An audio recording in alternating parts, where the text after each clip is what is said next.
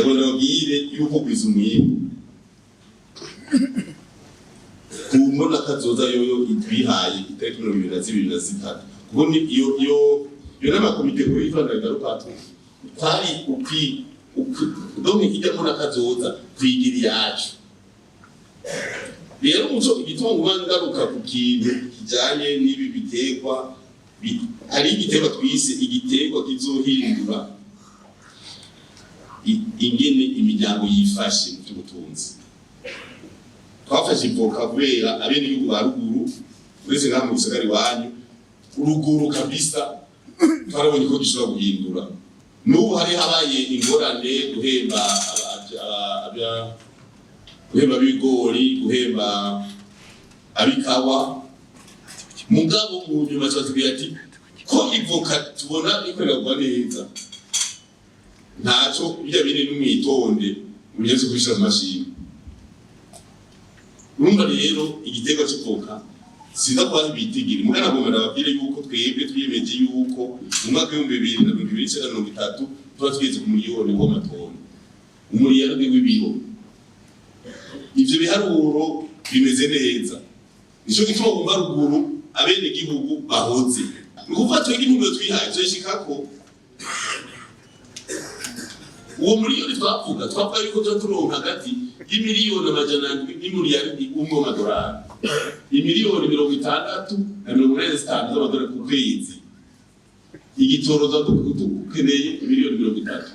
cyitwa 30 cyo gukuramo 15 z'amase mwavu zero 15 dukora mu stanu z'ibiti cyaboneka stanu zindi gukoresha mwebwe muza kugura amafera beto nuko kugenda kugura amahanze ibindi kitwa n'igiti handi tumubona tuti henda dushike hahana kitwa n'igiti numene ko sho kuri gitoro kuvuga ati asenya kitatu turabeje kizoza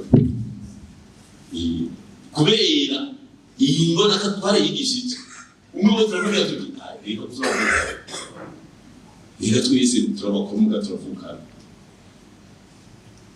none je umva idatwe ari mu kegoro uzuza kumbwira ngo zani gitoro cyese kuko bana ka wimva bana tuvukana wewe kumdandaza mazira kumega tumukomeza biza kuduraga mu gihugu uhanari none kuyasaba avaye muri kampani ntagiye abantu bagiye kuvuga ngo mudutoye tataye igitoro umurege cyangwa kugenye uzogikura nimba uzoshukidwa uri umusenzi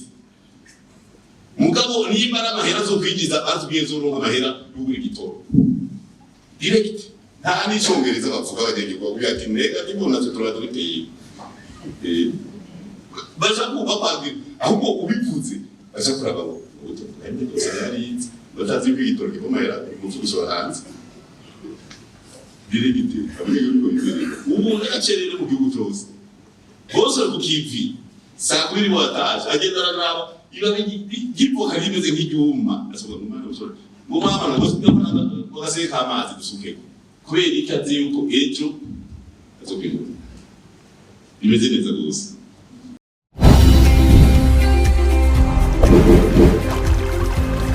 Télévision Tanganyika.